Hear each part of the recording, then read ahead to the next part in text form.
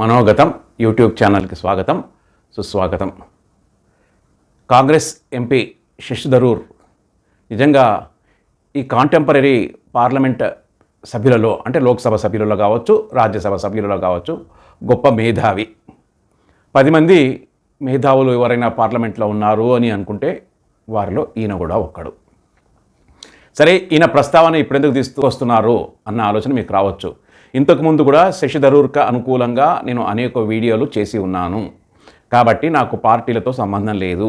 అది బీజేపీ కావచ్చు, కాంగ్రెస్ కావచ్చు. కానీ ఏ పార్టీలో ఉన్నా కానీ ఆ వ్యక్తి లేదా ఆ పార్టీ లోక్సభ సభ్యుడు కావచ్చు, నాయకుడు కావచ్చు, మేధావి అయితే, తెలివైన వాడైతే, దేశభక్తుడైతే ఆయన తప్పనిసరిగా పొగుడుతాము, మెచ్చుకుంటాము. అలా మెచ్చుకోవాలి కూడా. మనకు ఏ పార్టీతో సంబంధం ఉండదు. ఎందుకంటే ఓటు ఎవరికో వేస్తామో అదంతా రహస్యం, ఇప్పుడు చెప్పనవసరం లేదు.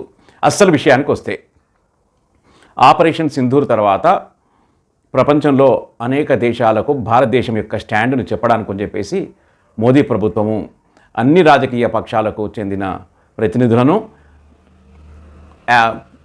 అన్ని ఖండాల్లోని దేశాలకు పంపడం జరిగింది. తమ యొక్క స్టాండ్ని, తమ యొక్క వాదనను అన్ని దేశాలకు తెలియజేయడానికి.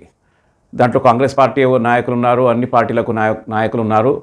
ఎప్పుడు కూడా నిద్రలో కూడా మోదీని తిట్టే ఎంఐఎం అసదుద్దీన్ ఓవైసీ. మనకు తెలుసు హైదరాబాద్లో ఎంత ఘోరంగా మాట్లాడతాడో, ఎంత తీవ్రంగా మాట్లాడతాడో. పాకిస్తానీయులు కూడా అంత తీవ్రంగా మాట్లాడరు. అయినా కానీ మోదీ ఆయనను కూడా అనేక ఇతర దేశాలకు పంపడం జరిగింది. సరే, పోయినా కానీ ఆయన కూడా భారతదేశం యొక్క స్టాండ్నే వ్యక్తం చేశాడు.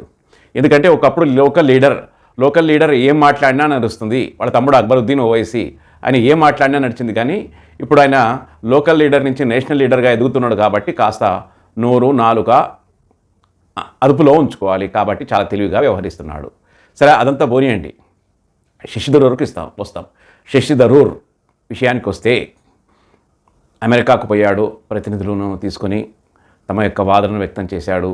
ఇక కొలంబియా అస్సలు విషయానికి వస్తున్నా. కొలంబియా సౌత్ అమెరికాలో ఒక చిన్న దేశము, 5 కోట్ల జనాభా.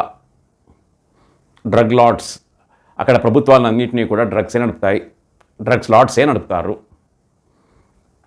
ప్రపంచంలో అన్ని రకాలైన సింథటిక్ కావచ్చు, నాన్ సింథటిక్ కావచ్చు, అన్ని రకాలైన డ్రగ్స్ కూడా కేంద్రం కొలంబియా. సరే, నాన్ పర్మనెంట్ మెంబర్గా కొలంబియా సెక్యూరిటీ కౌన్సిల్లో వచ్చేది కాబట్టి అక్కడ పోయాడు. అయితే కొలంబియా విషయానికి వస్తే అక్కడ చైనా యొక్క ప్రభావం చాలా ఎక్కువ. ఒక రకంగా చెప్పాలంటే చైనా ఎంత చెప్తే కొలంబియా అంతా. సరే, తన యొక్క తెలివితేటలతో చైనా ఏం చేసిందంటే కొలంబియా ప్రభుత్వాన్ని ఒత్తిడి చేసింది. భారతదేశం పాకిస్తాన్ పైన దాడి చేసింది, దాంట్లో అమాయకులైన ప్రజలు చనిపోయారు, సంతాపం వ్యక్తం చేయండి అని చెప్పి చైనా యొక్క ఉద్దేశం.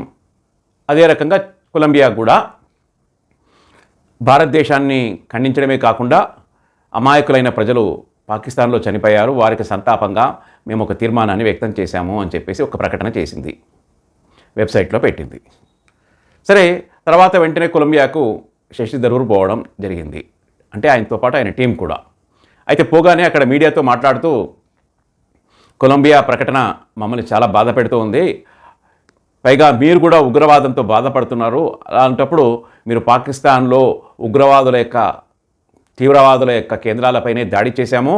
మేము ప్రజల జోలికి పోలేదు, పైగా మిలిటరీ ఇన్స్టిలేషన్స్ వైపు కూడా పోలేదు, కేవలం టెర్రరిస్ట్ క్యాంప్స్ పైనే దాడి చేశాము అని చెప్పడమే కాకుండా పెహల్గాం దాడిలో అమాయకులైన ప్రజలను చంపడము, భార్యలు ఎదురుగానే భర్తలను,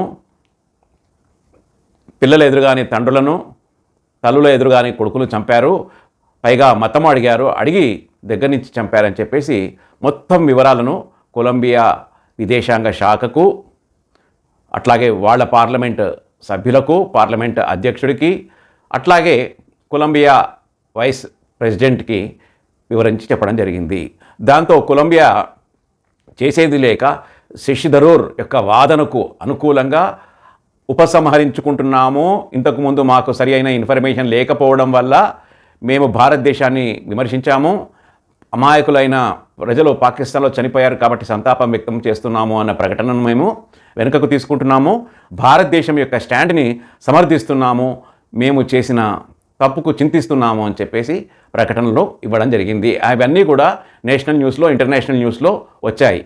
ఆ విదేశాంగ శాఖ మంత్రి కూడా ఒక మహిళ, ఆమె వాదన కూడా నేను విన్నాను, ఆమె ఖండించడం కూడా నేను విన్నాను. కానీ అది కట్ చేసి పెడితే లేని ఇష్యూస్ వస్తాయేమో అన్న ఉద్దేశంతో చెప్పలేదు. కాబట్టి శశి థరూర్ ఏ పార్టీలో ఉన్నా కూడా భారతదేశం యొక్క వాదనను చాలా స్పష్టంగా, ఖచ్చితంగా వ్యక్తము చేశాడు. కాబట్టి ఇతడిని మనం అందరం కూడా మెచ్చుకోవాలి. ఫ్రెండ్స్, నేను ఇచ్చిన కాంటెంట్ మీకు నచ్చితే లైక్ చేయండి, బంధుమిత్రులకు వారు షేర్ చేసుకోకపోతే చేసుకోమని చెప్పండి. తద్వారా మీరు మాకు మరిన్ని మంచి వీడియోసు, మంచి కాంటెంట్ ఇవ్వడానికి అవకాశము కల్పించిన వారు అవుతారు. జై హింద్.